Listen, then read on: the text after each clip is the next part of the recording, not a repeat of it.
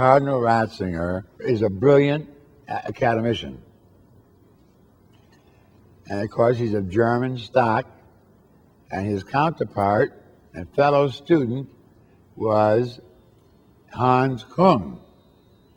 So if you ever want to get people coming out of the same matrix, ending up on opposite sides of the continuum, compare Joseph Ratzinger and Hans Küng, both of whom were students, and later on Hans Küng was a professor at the most famous university, a scripture scholarship in the world, the University of Tübingen.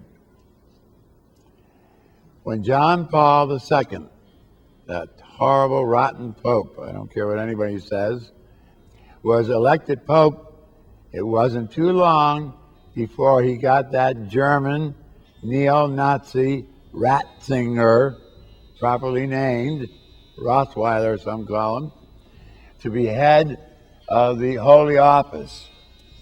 And that's the one that protects us against heresy.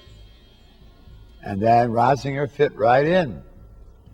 He blew away, he suspended, he investigated every liberation theologian in South America.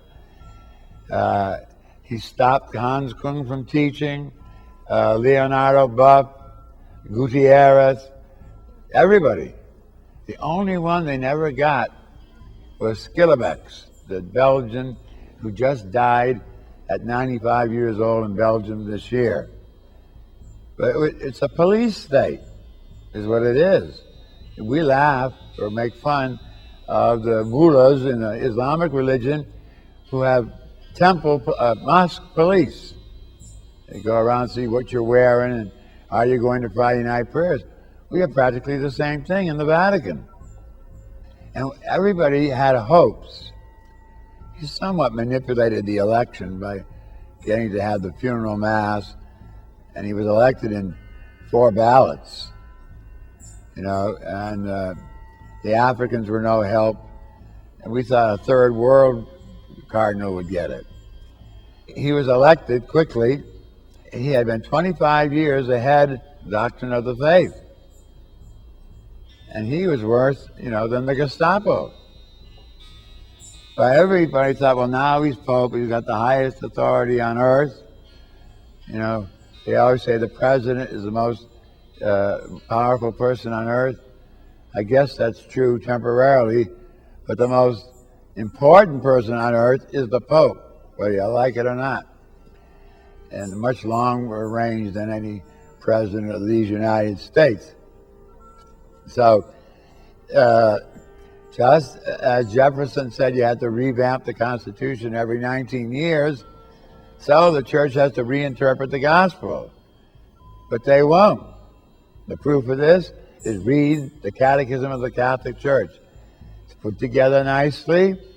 It has good numbers, references, but when you get down to all the explications, it's all junk stuff that I was taught in the seminary 50 years ago. It's useless. Transubstantiation isn't there. He played tricks on us. When John the 23rd died, we had collegiality coming from the College of the 12 Apostles. Then they changed it, Paul II changed it to collaboration. That the lay people, the inferior crowd, is to collaborate with the choice, first-class crowd, the clergy. But there's no clergy and laity in Jesus, religion, faith. So that was one trick. So Ratzinger, but when he got elected Pope and at the top of the pyramid, and there's nothing more pyramidal than the Roman Catholic Church, it's the biggest pyramid in history, modeled after the Roman Empire's tax collecting and military systems, which kept it the longest existing empire in history. We thought that his intellectual ability and trying to be a servant of the truth, which he perhaps honestly thought he was, would save him from power drunkenness. But it hasn't. He is more power drunk than John Paul II. I'd rather have. We all were so happy when John Paul II was elected Pope, because it broke tradition, small t, 455 years of Italian popes. If we could, I'd buy an Italian pope, so we wouldn't have this doctrinaire, dialectic, absolutistic, traditional type of Catholicism that Benedict is trying to spread. Imagine trying to bring back the Latin Tridentine Mass, which has theological errors in it. So we thought he would be safe from that. He succumbed right to it. His first talks are about Europe. Europe is dead. Euro, no euro. The Catholic Church in Europe is dead unless some new St. Francis or St. Dominic comes and revives it. Sell those cathedrals. One lady said that on public broadcasting. Sell the Vatican. It's got nothing to do with the Petrine principle. And